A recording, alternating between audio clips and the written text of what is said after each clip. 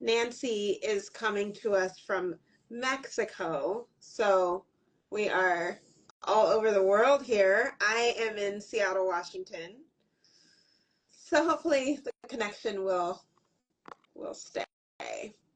But we're doing this Instagram live because I have just had the most incredible experience with Nancy in completely overhauling a speech that I've been giving for like a decade.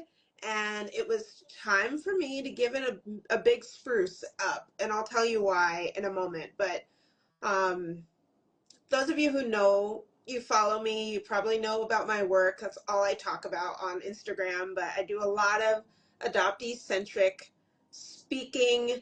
And so I reached out to Nancy. I can't figure out how I first found you. I don't know if you remember that story, but why don't you share who you are I and think what you I think remember? I found you on LinkedIn and I reached out to you and then we had started having a conversation. Yes, that's right. I got just a random cold email from you, and I was like, she's stunningly like, you had a light about you that I was like, okay. And I happened to be thinking about needing a new speech. So you're right. Okay, tell folks who you are. My name is Nancy Hardcastle. I am a public speaking coach, as Angela has shared. I work primarily with leaders and speakers who are trying to move the needle on social issues, trying to drive change, and in general, make the world a more just and joyful place.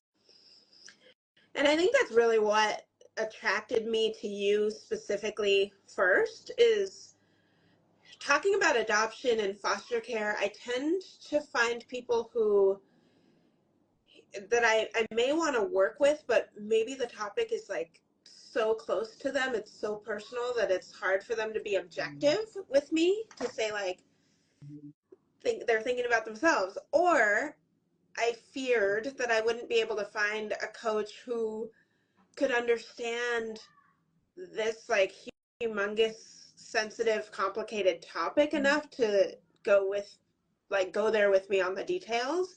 But I Mhm. saw that you had done work. Is it in sexual trafficking? Human trafficking, so both labor and sex trafficking. So Mhm. that was really appealing to me because automatically it told me that you had experience working in this complex space Mhm. of human stories, emotion stories, but then also on your website it was clear that you were driven to have like a call to action. So it wasn't just all emotions for a topic that's already so big. So that I think was what I was like, okay, I think I want to work with you. Cool. I'm glad you did. Yeah. And you were offering this new program Mm. also, and I got in on the Mhm. ground floor of it, which was kind of fun to know that you're like a creator and trying new things. I think that made me excited. So your Mhm. beta program of the speaker Mhm. sprint is what I participated in. Right. Do you want to talk a little bit about that and why you designed it in this certain Sure. way? Sure. So Speaker Sprint has three components. The first component is a self-paced, self-guided course. And the course includes videos and guides and worksheets so that you learn, I would say, at sort of at a theoretical level, but then you also have to apply what you've learned to your particular material. So there's a lot of really hands-on kind of get in there and massage the material elements. And then once you finish the course, we have our sprint day. And so we show up together for 8 hours with our coffee and our snacks all ready. And we just go at it. Excuse me. It was really fun to do this with you, Angelique, as you know. So we went at it for 8 hours. Excuse me. And I found it surprisingly energizing. Even though we were working so hard for so many hours, at the end of the day, I was still quite pumped up Yeah. and really happy that you were successful in the day. And so by the end of the day, you'll have either all of your speaker notes ready to go, or you'll have a really good idea of what you're going to do so that you could fill in the details. And I think that's where we ended up, Angela and I, is that there were some parts that she didn't quite know what she was going to say yet, but she at least had like the placeholders for this is where I need to go into detail about X, Y, and Z. So that's the second component, the sprint day. And then the third component is the follow-up. So the follow-up is support, to make sure that now that you have your notes, you still have to get ready for the event. So it includes email support and some more checklists, like you can evaluate your own delivery, make sure that your slide deck is looking good. You can submit a couple of recordings, whether it's practice or actually Angela submitted a video of an actual presentation that she did, and then I gave her recorded feedback. Or I think it was written, I can't remember now, but maybe both, written and recorded feedback. And then you also get with your follow-up a customized practice guide so that you know going forward, okay, this is what I need to work on. So I was thinking earlier, the idea is there should be no place where you fall through the cracks in this program. The idea is that from start to finish, you're guided, and there's always help. Yeah. Yeah. What made you say yes to wanting to work with me? Why would I say anything but yes? Well, I'll just say, so on two levels. So one level is just like technically, you fit the profile, you're working in a field where things really need to change. It's one that affects people's lives at a deep level, emotionally, socioeconomic, all the levels that affect people. And there is hope. I mean, the idea that you can change the system, that people like you can change the system, is not far-fetched, And so that really excites me. The fact that if I support you, then you can go out and you can influence a lot of people, and you can actually change the way kids are treated when their home situation isn't as it should be. It isn't what it needs to be. And you can options. So from that side of it, I was like, wow, I'd love to work with this person. They're doing amazing work. And then just meeting you, and you fit the profiles for Speaker Sprint, which was you have experience, you have material, you know what you're talking about, but you need help putting that all together. Yeah, exactly. And then I have that just personally, like, I mean, your wallpaper alone. It's like, and you're just so fun, but you know what I realized about you, Angela, I didn't know early on, is that you're kind of, and I say this very lovingly, kind of this overachiever. Like, you want to do it right, and you want to, do all the work in the course. And I remember you sent me something early on that was your homework, and I was like, wow, she's really taking this seriously. Because you didn't slack off, right? You really took it seriously. So it was quite fun. Which is, I think, something that I have learned from you and have implemented, which is different, which is the when we would work on the outlines together, and I was really hell-bent on like letter A, subletter A, Roman numeral 1. And like, I think eventually you, over time, were like, how about we not do that? And I think one thing that I came to you wanting was to be more organized with my speech. I felt like what I had was like this jumbled compilation of a lot of emotions, and that people who already knew a bit about adoption or foster care, they'd probably be able to follow my train of thought, although it was still a bit scattered. But something I really want still is to be able to speak to non-adoption audiences. I want to do a TED Talk. I want to go to Aspen Ideas Festival. I want to be on PBS's Brief but Spectacular. I really want this justice nhưng around adoption to go beyond this kind of echo chamber that we have right now, which is all these adoption conferences and things, which I love. But I knew that the speech I was giving would not make sense to people who hadn't had the personal lived experience. And so that's Mhm. where your help with, kind of certainly helping me outline the topics so that there was a flow, a beginning, a really strong opening, a strong conclusion with a call to action. That was all key, but then ultimately kind of ditching the outline and going off of notes because I know all these topics so well. Like that was kind of profound for me. Mhm. Actually, I want to speak to a couple things that you said. I think the thing with the point and the sub point for a lot of people, things like that, it's their security. And so I don't want to even comment on that initially. I don't, because I understand that, people, this is it can be a very nerve-wracking experience. And if you have a way that makes you feel comfortable, I want to let you gain as much comfort as you can. But I think we came to the point where it was kind of clear that you were ready to sort of take a little jumping off point. You were ready to jump off a little bit and not have that particular comfort. Yeah. I could see it. Yes. So that's why I encouraged you, because I knew, and this happens with clients regularly, is that they don't want to get away from those notes because it's too scary.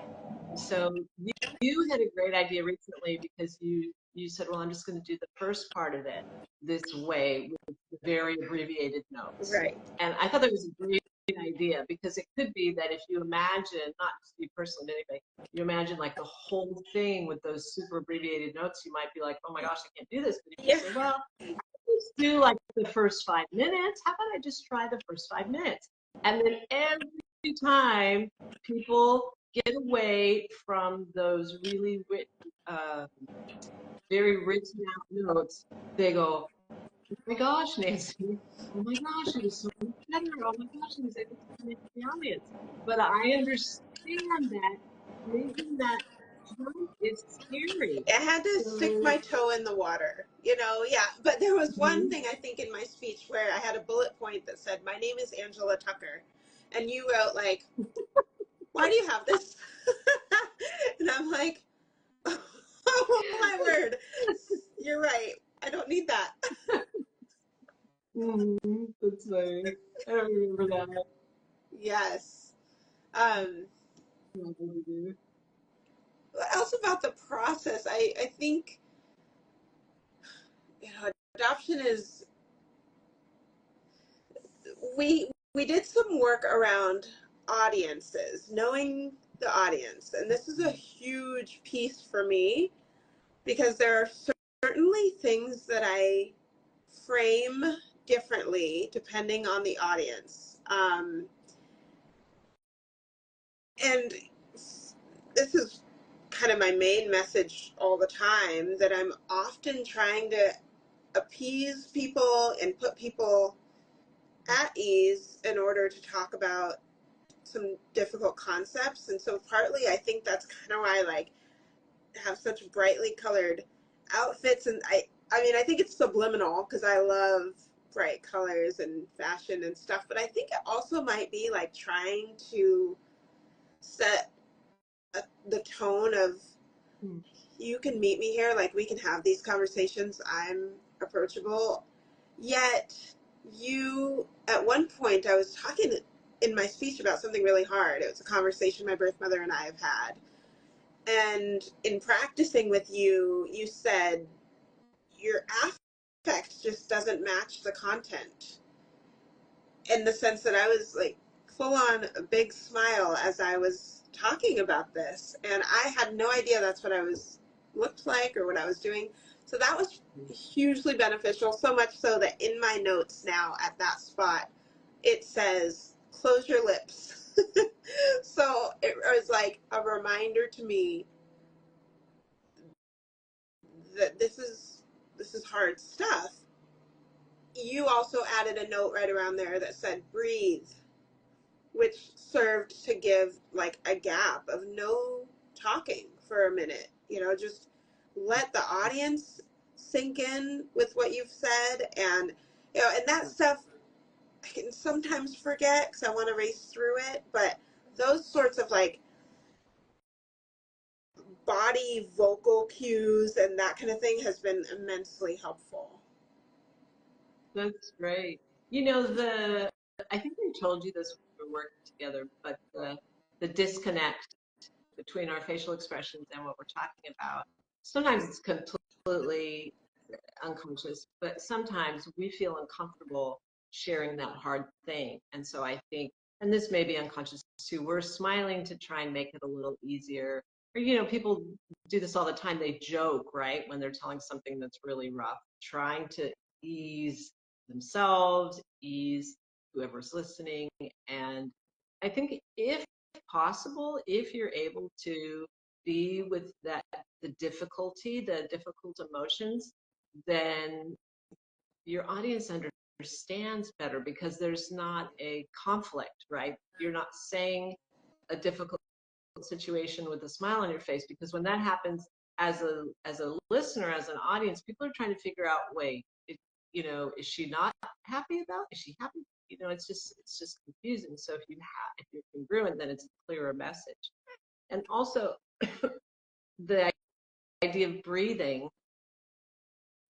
it's a little bit similar because when we pause, it can be really uncomfortable.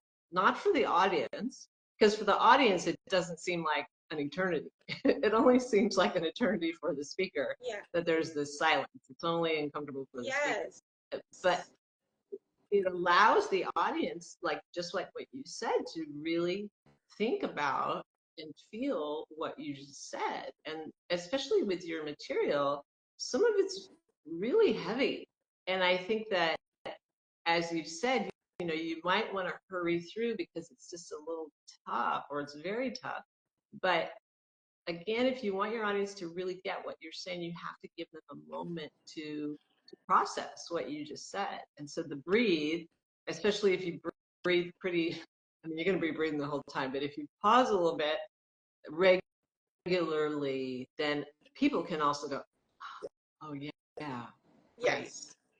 And Yes. they kind of catch up with what you're Yeah, saying. I think some of my reasoning for forgetting to pause was the fear that my material just didn't make sense.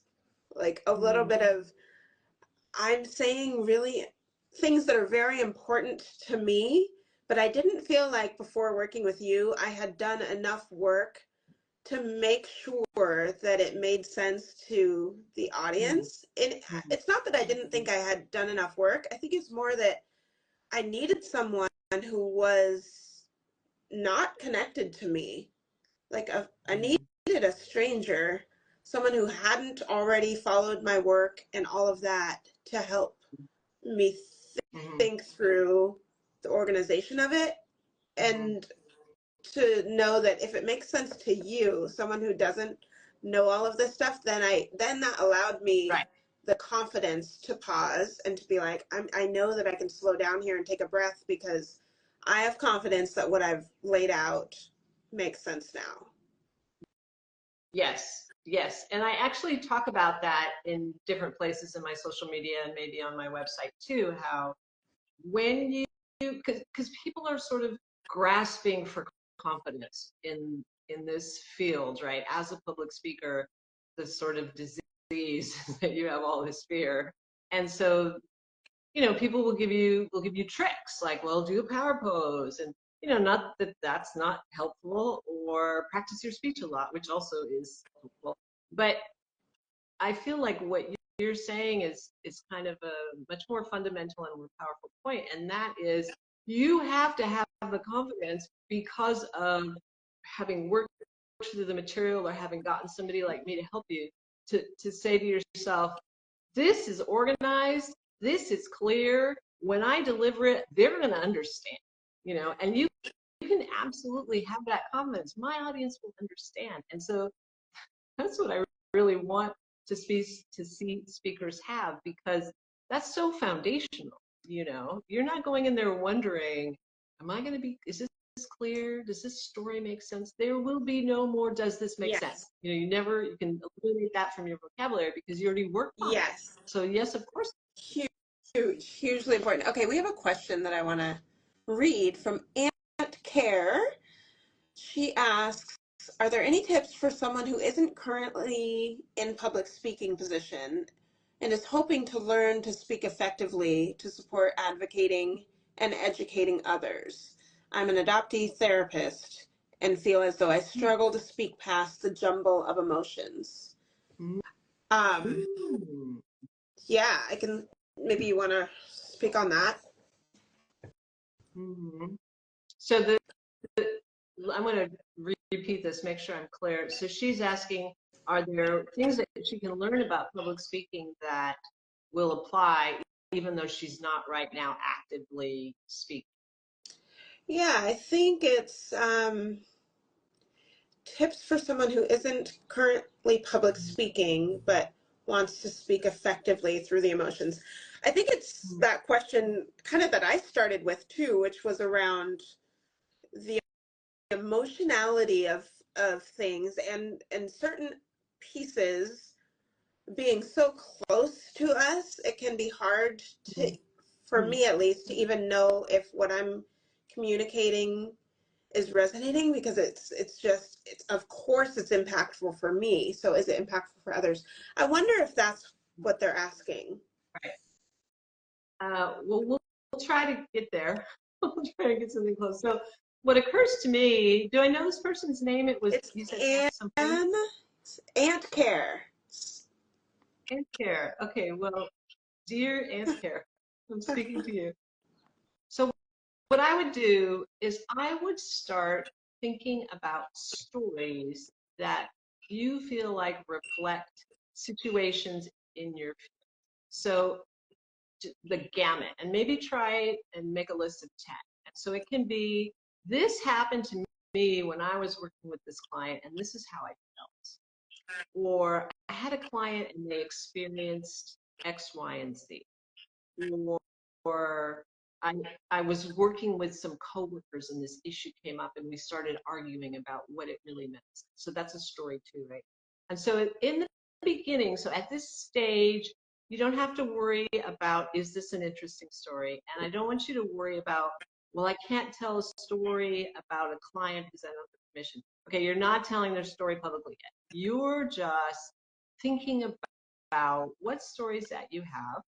And then I would start, like, in your daily life, maybe with a family member or a friend, start telling what happened and and start noticing how the person responds. And so the more you tell stories, the more you realize, oh, if I start doing that, I can see they're getting bored.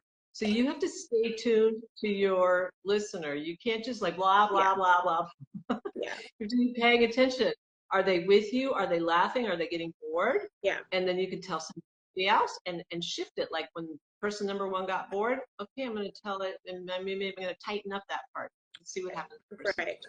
Now, if you're talking about clients or people that other people's stories, I will say, you do want to disguise their identity. And if I was working with you and you were actually preparing for a speech, we might do what I call a composite. And that is, it's not one particular client, but it's a combination of clients, very typical of what you see. And you tell your audience, I'm going to tell you the story about Gina. And Gina's not a real person, but Gina is typical of clients that I see all the time. And your audience forgets that Gina's not a real person, but the point is that Gina's experiences that you relate are very common. And the stories are eventually going to end up in a presentation if you eventually end up doing presentation. But it's a way to kind of get your feet wet in talking about emotions. And there's nothing wrong, because you said something about with all the emotion. There's something wrong with emotion. In fact, we want to use emotion to help people understand, to trigger their compassion. And so that's a good thing. So I wouldn't worry about that right now in the beginning. Yeah, I think it's really key what you'd said around when you are practicing all the time, which telling stories you can do all the time. I feel like I'm doing that. That's what advocacy really looks like for me. It's the most impactful way to see change. People love stories, but I do pay a lot of attention to how people are listening to me, and that's I'm noting that, and that's where I knew that I needed help, was because when I was talking to people who weren't in the adoption or foster care world, their interest in my story waned. And you could tell their interest was more one of just like, as a single individual, like, oh, how interesting for you, kind of thing, instead of what I really wanted, which was for people to feel something and take an action. And so I realized I need a different way to tell the same story and a call to action so people know what to do with it. So listening, like watching people's reactions and telling stories in different ways is absolutely gold. Yeah. Yeah. Thanks for that question. Yeah. Any others? No others, but feel free to add them in. If you're just joining, I'm Angela Tucker, and I'm with Nancy Hardcastle, who has coached me on my new speech that I now deliver, and we worked together for a few months through her speaker sprint. So we're just talking about that process and kind of how it went, and public speaking in general. I think the emotion piece, well, let me look at this question here. I think you can see it too. Yeah. How can you speak truth to those who are outside the adoptee community and attentive until the concepts of white fragility comes into play when discussing transracial adoption? Yes, this is pretty much where I'm living all the time. I am sure this is like the main question I brought to you around. I see rumbles of revolution. Your follow-up is, how do you keep your tone educational and not judgmental? For me, it's a deep belief in, typically the white fragility comes from adoptive parents. And one, I think I've worked really hard to have a deep understanding of that audience, of why that happens, why this specific population of transracial adoptive parents have that fragility. So that's kind of finding that empathy. And then my next step is I just think really deeply about the kids in their care. So sometimes I even tell white adoptive parents, like, I don't really care about you that much. Like, I've actually said that to people. I care about your child. And that's actually true. I do care about humans, period. I care about people. But with regards to your question around being educational and not judgmental, if I can laser focus on a room of 500 white parents and seeing their kids, then I'm good. There's no judgment. It's just all about, we have to care for these kids, and it's like, I'm serious about it. But that's where the work of understanding the audience has come in, because sometimes it's a blend, it's a mix, and that's pretty tricky for me to be in places where there are, child welfare abolitionists in the same room as prospective adopters. And so walking that tightrope can be tricky. As I've gotten more and more comfortable on stage, like, my North Star no longer moves. Like, I'm not swayed by what I think other people are thinking anymore.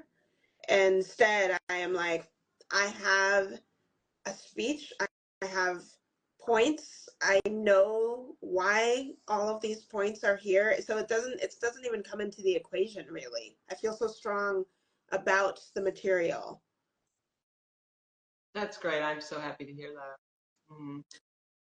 Can I add Do to you the, have an answer? Yeah, to this question about kind of walking a I don't know if I have tightrope? an answer, I have some comments. So a couple things. One is that I always work from the perspective that you as a speaker are trying to build a bridge to connect you with your audience. And I think that for some speakers, they don't want to do that Mm, because they're mad at, yeah. you know, they don't want to connect.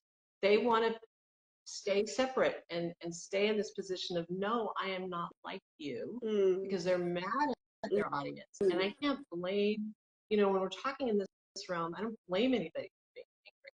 But what I would say is, and it's really connected to what you said, Angela, about your ultimate goal is to take care of these kids, is to improve their life.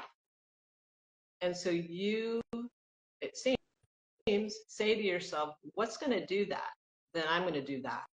And so if I need to connect with this audience, this particular, like, very white whatever audience, I'm going to do it because they need to hear it so those kids in their care have a better life. Yeah. And so I think that that's what has to drive this bridge building effort, is that you have to be able to say, I don't like what they do. Yeah, I get mad at them, but you know what? I want to change their behavior. And if I scold them, or I shame them, or I get angry at them, you're not going to change their behavior. But if you find a way to build that bridge, you talk about commonalities, you talk about common goals. So in the case with Angela's topic, the parents want what's best for those kids, hopefully. I think most of them do. And Angela wants what's best for those kids. So they have this huge common goal. Yeah. So how can we get Yeah. there? And if they know that Angela's first desire is to create a better life for their kids, they're going to love her. Wow. They're going to want to hear what she has to say because she cares about those kids and they care about us. I mean, I So, have had a lot of aversion to the concept of being a bridge, and oh, right, had I've had right. to work on that myself. I now include that in my speeches. It's part of, I see it as part of my work, but I was very anti that. I thought literally it's like a bridge, someone just doesn't respect you. Like nobody thinks about who created this bridge or how much time it took to like construct it and to and you're just getting walked all over, driven all over is what I really thought. And I Sure, thought that was sure. me. People don't, and the equivalent in that analogy is just how people don't know how hard it is to just stand up here and traverse both or multiple um, people's personalities, worldviews, perspectives, ideas, Right, positionalities, adopted mom, birth mom, all these people. right, And right. and so I had to work on myself to recognize that I'm not being trampled all over if I'm choosing to be a bridge. It also was a lot of like, therapy work around, am I in mainly appeasing white people and like uh, being very appealing to white folks? Like, am I selling out? Am I anti-black? But I have, in doing my own work, found that a being a bridge certainly has resulted in behavioral change, which is like why I'm screaming every day, and b it's actually quite um, in line with what it is and what it means to be a black person in United States. Is like assimilation has been required of us for so many years. And so I'm like, I think my ancestors are proud, that I'm aware when I'm asked to assimilate or code switch, and I am using that for in a way that feels good to me. instead of Mm-hmm. maybe doing it without knowing I'm doing it, or feeling like a martyr, or feeling like I'm selling out to a group of people. Like, I no longer have those feelings, but that took a lot of work to get there. Mm-hmm. And you know what's occurred to me as you were talking, Angela, is that I said you need to build a bridge, and you're talking about being the Being a bridge bridge.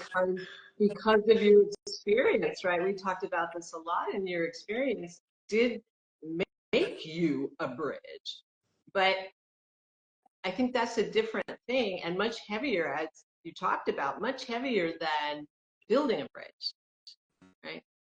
Tell me more Because again about building a bridge in this way that you're talking about with your audience.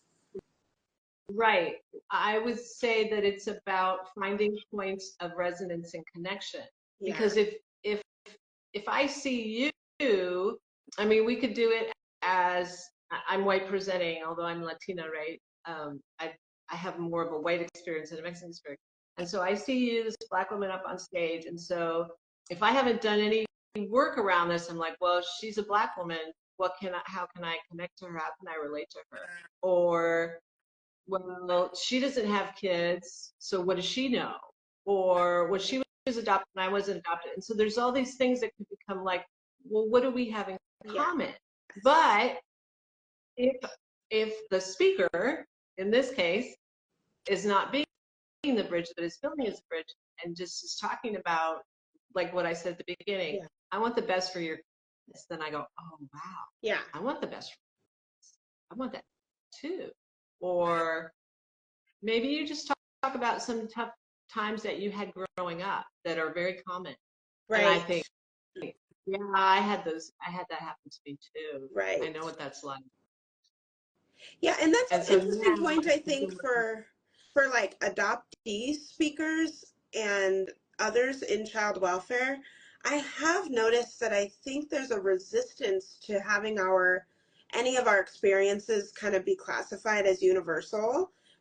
There is a desire, I think, with many speakers to make sure the audience knows my experience was so different, so unique and hard, mm-hmm, and I don't mm-hmm, see that working so well. I actually mm-hmm, feel like we all have so much more in common than mm-hmm, we think. And this is where in my speech I am trying so hard to humanize birth parents, because that's one area of huge chasm where people feel like I am so different than them. And so I'm teaching, like, you but both are you have dreams, hopes. really? Yeah. And so that's, I think, to your point about, and to the original question around, how to work with certain groups, you got to, again, work on your own stuff to figure out, do I really want to connect with my audience? And if you don't, what is your goal of public speaking? Right, right. I think what you were saying about, oh, I lost my train of thought just now. Um, oh well, we'll have to come It'll come back to back it. to you. It's coming. Yes. I think one thing I want to point out about you that I loved was that you are ruthless in your editing. Oh, And this was something I I was, saw that in your notes. yeah, I loved it, because I think one reason I hired you, being someone who didn't know me, but I knew you had the skills to handle a topic of this weight, was my hope that you would help me get rid of things that didn't apply or wouldn't help further my message. Even if, so like striking through something that's like heartfelt to me, you were able to do. And I appreciate that. I feel like I don't know if a lot of people would, because this is a sensitive, heavy point she's making. But instead, you were laser focused on, does it move the needle forward? Does it fit with the structure? And if not, then it's got to go. And I think that was great. Oh, good. I try to communicate. In fact, I was just working with a client today, and she had written out everything she wanted to say, and some of it was good, but it just didn't fit. And so I tried to communicate, this is good. You're making a good point. It just doesn't fit here. And I think with you, we had gotten to a point where I knew you wouldn't take it personally. I knew you weren't going to shed tears, although you might be like, No, so I I did mean, remember what I was saying. it's like, okay, this doesn't belong here. I mean, the goal is not for me, it's for the audience. How can I make it make sense for them? And especially make it make sense for people who don't know this world, who've never heard the word Right. transracial adoption before, who, when they hear foster care, they don't think there are biological parents who love them and want them. They think the kids are being harmed, they need to be abused. Like, how do I communicate effectively to those people? And if it means that Mhm. I remove a note about, something innocuous, and like my birth mother has a lawn that the grass isn't growing, like something that's not important, but it's deeply sentimental to me. It's like, no, it's not going to move my point. Yeah. And see, I think that you were able to do that because we had made it really clear this is what we want, right? This is our end goal. We knew what the call to action was going to be, and so we were working towards Yeah. that. And that's part of why I have that process of you kind of starting from what do you want your audience to do and think and believe, and then we're in what do you call it, back engineering or something like that from there, because then you can do that, right? You know where you're going and you know what's a detour or what's Yeah. just a distraction. Yeah. And so even though you might love that distraction, you understand that it's a distraction and you're willing to give it up. Yeah. Yeah. I think what was also Reverse engineering. reverse engineering. Yeah. One other thing I think was interesting and surprising was your use of ChatGPT, or your inclusion of ChatGPT in the work to create the title, a very catchy title. It was like very fun to use that. And Good. yeah, you had a bunch of little tips like that I was like, this is so fun. That's great. Yeah, when you told me it was fun, I was like, yeah, I was celebrating because I wanted to be, I should be. I think for people who are creative, they're looking for ways to play, right, with their creativity. So then if you kind of channel them. Yeah, yeah. It did feel like we were playing in a sandbox together. That's great. Happy to hear that. I did Um, remember what I forgot. If we could go back to that. Is there another question no, though? I was gonna see if there's another question, but we don't have any. Hmm. Oh, okay. So I'll say it was that point about the idea, because I think it's important. You can tell me how important it is, but that certain people, they want to make it so clear that they are different, that their experience is different. And so then I think your point was that, well, how if that's the case, then how can we help people to connect by finding commonalities? Yeah. And I would say you do both, because there's those universals are always going to be there. Everybody wants to be respected. Everybody wants to be loved.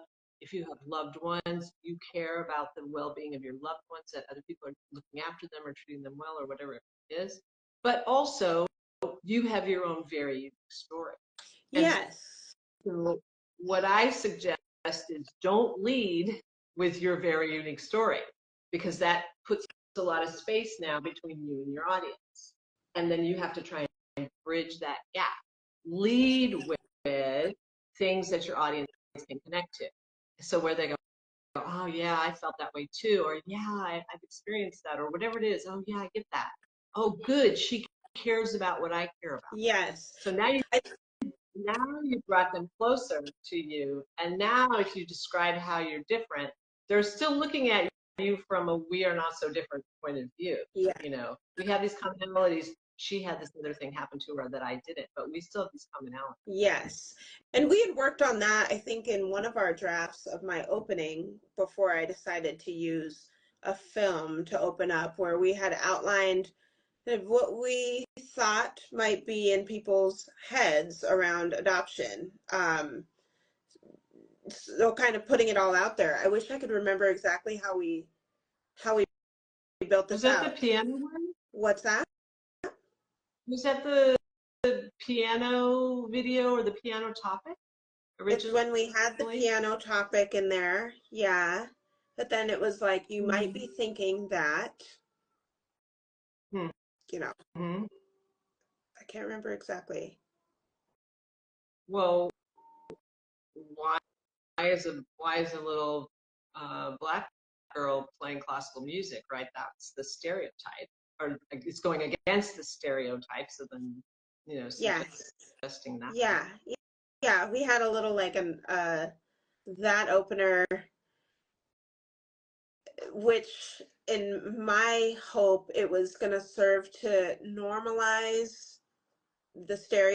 stereotypes that we bring, not to say they're Mm-hmm. accurate. Usually they're not, and not to say it's right, but I want to open up a space to everyone in the audience to be okay to recognize stereotypes that you might hold.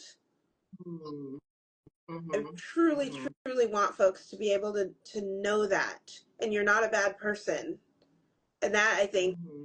was what I was trying to get at. If I had done that, where, I would have needed, I was like, I would have wanted to have, wherever I spoke, like a grand piano on every stage instead of Right. doing a It's a video. little prohibitive. Impressive, but prohibitive. Yeah, yeah, yeah. They're like, sorry, we can't afford that. Come on. Yeah. Can't you just bring it? Yeah, it's Yes, fine. preferably a white baby grand. Oh man. So let's close up. Do you have any like favorite moments working together? I do.